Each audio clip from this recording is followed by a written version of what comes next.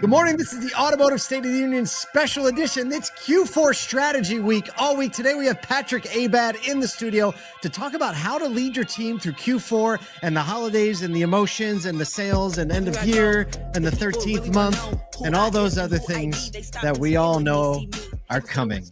Mainly the fact that there's 33,000 holidays in like a very short time period, and how you even consume that as an auto dealer is nuts. So, I know. Patrick, thanks for welcome. joining us.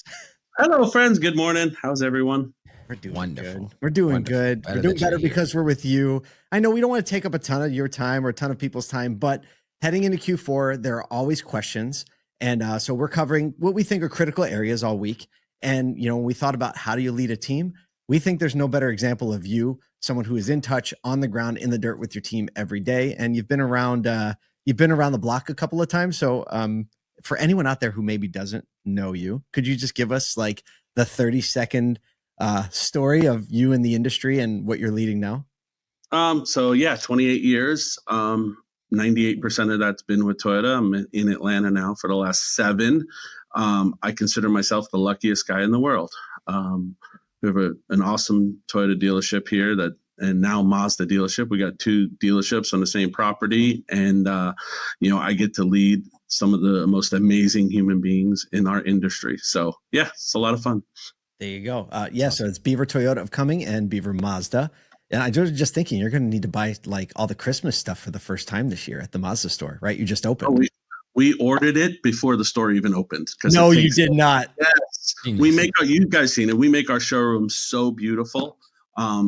It's all custom made stuff. So we ordered it back in July. So it'll be here in November, for instance. Got that price break on the summer Christmas stuff and everything. Knew it was coming. That's perfect. All right. Yeah. So, heading into this, I think there's 2 dynamics at play that are really important for especially any retail operation.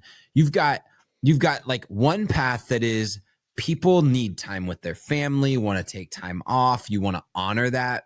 But also at the same time, you're in a heightened retail environment where you have holiday sales, Black Friday sales. You're thinking about how to prepare for that Christmas time off, the last week of the year. And everything feels like it could take 3 months of prep, but you only get these like little 2-3 week cycles and pair those both together. How do you kind of go into this balancing both of those things? Yeah, no, I think that's the hardest thing in the world that people do is try to balance the fact of it is holiday time, which is supposed to be family time, but it's some of the most high performing days and weeks and months that we'll see in the industry. I think you actually, the smarter ones utilize those holidays to inspire their people. And what I mean by that is you plan these events, like we'll say Black Friday, right? Black Friday it's our biggest day of the year, right? We do 80, 90 cars that day every single year. Now with Mazda, who knows what we're going to do? But 100. That would be awesome. But you got to plan these events with your people. They have to be part of the planning on it, because when you do that, when they're helping make decisions on what time you're going to open, what giveaways you're going to have, what the marketing is going to look like, when they're actually a part of it, they get bought into it. And then that doesn't become like they're forced to be here for those moments, right? They want to be here for those moments. And I think that's a big piece of that, is including them in what you're planning for that last week after Christmas, right? A lot of people in the world, that's a week they take vacation. That's a blackout week for us. That's a week everybody has to be here. But what you do up to those moments really, really matter. And what I say is, your people, if they're going to have them here all week, that week, find a way to give them some extra time up to that moment. Give them time to go in the middle of the afternoon, go Christmas shopping for their families, so they're not doing it last minute. Help them through that to make those moments better. So when you need them at those end moments, when you need them in those days, it's never a question. And it always goes back to what I always say on leadership. It's all about equity, and you can't go ask them for that week. You can't ask them to own that week if you haven't given up anything up to that point ahead of time. I mean, how does this idea of bringing people into the planning? I think that's just like a very fundamental element of like people buy into things that they had a hand or some decisions making. I think the gap there is how do you practically do that? Who do you invite into the room? Because, you know, especially when it comes to marketing, we all know everyone's got an opinion on marketing, right? Like everybody's got an opinion on design. So how do you decide who to have in the room? Tell us. The secret, and it's just between us three only, right? Okay. Got it. The secret is go find the most influential people in your departments. Go find the most influential people in the sales department. Go find the most influential person on the service drive, and let that person be part of it, because they're the ones that everybody looks to for leadership. They're the ones that everybody looks to for guidance anyway. Just bring them in. Just bring them in. Even if they don't have the title, is what you're saying. They don't need a title. They just need to be influential. And a lot of times, some of your most influential people are not the ones that have manager behind their title. Man, it probably goes further if they don't have a title, right? Because they're Absolutely. kind of like a man and woman of the people. And the key is, like, when you're doing things, let's just say a Black Friday sale. When you're doing something like that, if you're going to do something, don't half-ass it. Mm-hmm. You need to go all in. You need to spend the money. You need the time. You got to do all these things, because all you got to do is make it successful once, and everybody believes. And I think that's a part people like, we're going to dabble in this sale, or the last week of Christmas, we're going to dabble in the marketing and see if we can generate. No, you either go all in or don't do it. Because if you do something, you ask your people to be there, you plan this all the stuff, and you don't throw the kitchen sink at it and it fails, the next time you need them, people are like, I'm not doing that. Yeah, you're setting yourself up. You're setting a precedent for every time after that. When you have an idea that you go halfway in, you're going to be by yourself. It's probably not going to work again. Right. Exactly. And when you think you did enough for it to work, do more.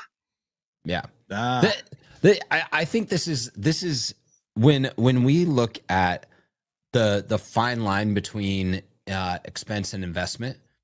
The tipping point, I think, of something being an expense versus an investment is the intensity in which you put effort behind it, right? Like coffee can be an expense, right? Or coffee can be an investment. But the intensity in which you put effort behind finding the best coffee, making sure it's brewed well, making sure that it's placed well, how the cups are around it, versus, oh yeah, we get some coffee and I think someone puts it out every day, totally changes that. But that's the same when marketing, when doing an event, when doing a Christmas party, when investing in your community. The fine line between investment and expense is the impact and effort. Man, that's very perfectly said, Kyle. And I think I've learned that from you, watching you. I've never heard it put into words exactly like that. And we've talked about this before, but the way you just articulated that was pretty impressive, because it's true. It's true. And it isn't always about the quality of the coffee, right? Yes. Yeah. We have the higher quality coffee and all this stuff, but it is the presentation of the coffee. It is the fact that it never runs out. It is the fact that it's always hot. It is the fact that the cups are just a little bit elevated, right? It's the whole package that makes it more of an investment than it is an expense. Absolutely love that. So you didn't need me for this. There you go. There's Kyle's next LinkedIn post right there. He just wrote it live here. Patrick, let me ask you a question. How do you leave the service drive in a time, changing seasons, heading into, the winter season? I know you all in Atlanta don't get a lot of snow, but obviously some dynamics change. Are you coaching, or do you coach your people to do anything different during the holiday season? Because you have a lot of customers coming in. The stress around the holidays, as we know, is just higher, right? Things are a little bit happier, but also a lot heavier sometimes. No, I wouldn't say it's a coaching thing, because sometimes coaching can be taken the wrong way. What I think it's more of inspiring our people to be good humans in a really awesome time that people need. So you have two different types of people during the holiday seasons. You have the ones who love it, and you have the ones who hate it, right? Mm-hmm. Typically they hate it for a reason. Yeah, so bad one.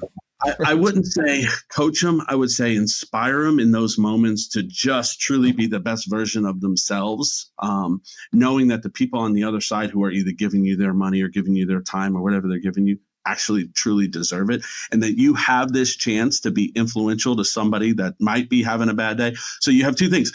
When you have somebody who's around the holidays who love it, man, that's uplifting for everybody, right? They're smiling, they're happy, they're in your service drive. It's just a good overall fit. Then the people who don't love it, you have a chance to kind of make their day a little better, make their week a little better, let them feel something. And we see so many people in a car dealership in today. Think about that. When people understand the massive impact they can by being a good human being, the massive impact they can make, it truly inspires people. Sure does. I think one of the things that we've talked a lot about, but I don't even think on a podcast or in general communication is the thing that you've implemented in Madison Park Moments. And I think as you've done that over time, I'd love for you to explain what that is, but as you've done that over time, you've actually pre-prepared yourself for not having to coach in the moments of seasonality, but that it's a culture, right? Can you explain a little bit about what that is and how that's kind of like it's level set for and meant for moments like this? So it all stemmed from watching Will Guidara on the stage of a SotoCon, right? And how he takes his book Unreasonable Hospitality, and how we saw that is, although everything he did was in restaurant, we saw what he did in the restaurants, how easy it is to do in the automotive industry. So we created this thing called Madison Park Moments, and it's this. We want to acknowledge our people for finding ways to do things that are just so unexpected in a car dealership and so unexpected in just humanity sometimes. But we find ways to truly enhance somebody's day, somebody's life, somebody's experience with us. And then we acknowledge those. And we have them all the time. And I'll give you a perfect example of one. We had a gentleman who pre-ordered his car. I think I told you all this story. Pre-ordered his car. He had his dog with him. It was a 6-week pre-order. The car came in. At that point, his dog had died. And he was going to pick up a new puppy right from our dealership. While he was in the F&I office, our guys ran to the pet store, got a dog collar with the dog's name on it that they hung on the rearview mirror. The guy came out, big old burly guy, came out in tears. Like, it was such a special moment for him. So we're finding ways to create these very special moments, very, very special moments for people. And then we acknowledge them. And it all stems from literally reading a book about creating these unbelievable experiences through a normal day. And we find ways to do that every single day here. And I think during the holiday season, that's super important. Now, all that good stuff, and I'm going to add this on it because I think you're talking leadership through Q4, right?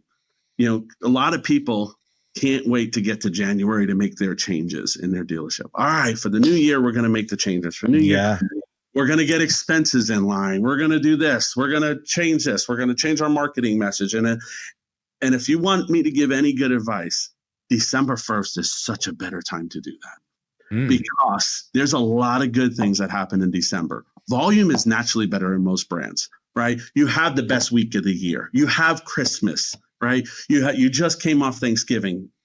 Things are very much good at a car dealership in December, right? There's a good feeling in a car dealership. A lot of people in December, that's when they're going around in Christmas time and they're feeding the homeless and they're giving gifts to kids that in need, and they're doing all these wonderful things. There's just good feeling in it. If you're going to make changes January 1st, make them December 1st. Man, because those things, those great things that are happening, pull your spirit through. Because a lot of what happens is you make all these changes in January after you come off this high in December. Oh, full holiday hangover. Right. Dude, the fall from the top hurts. Real but if bad. you make those changes December 1st, the ones that you need to make in January, if you make them December 1st, you will pull through those changes so much easier and a lot less damage in your stores. Just a little bit. That's a great insight, because you even think individually what happens after the new year. You've got exerted all this time, energy, and even if it's a bad season, all this stress, like you get to January and you crash. And then just when things can't get any worse, you get your credit card bill, right? From all the, like on a person, right? From a personal level. So like no one feels like let's shake things up and make change, right? Everyone hates change. Change is fear. Man, I wish we had more time, but I got to roll the music. Kicked us off so strong in this Q4 look ahead strategy week. Patrick, thanks for sharing some time, and thank you for making this an industry that everybody should fight to join. We'll see you.